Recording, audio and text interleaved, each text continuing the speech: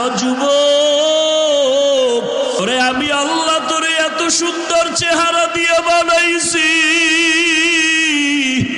আজকে মা কয়া ডাকো, বাবা কয়া ডাকো, আমি বাধা দেই না, বেজারও হই না।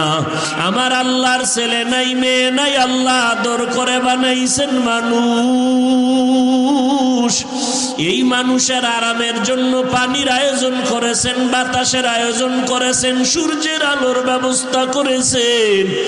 আমার মাওলার এত আদর করা বান্দা কোথায় ভাগি যাবে, কেন জাহান্নামে যাবে?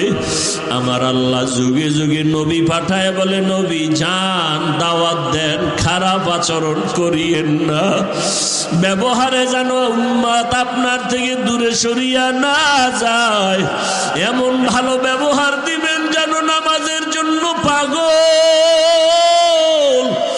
নবীরা বিদায়ের পর আল্লাহ পাকের পক্ষ থেকে ওয়ারাসাতুল আম্বিয়া, উলামা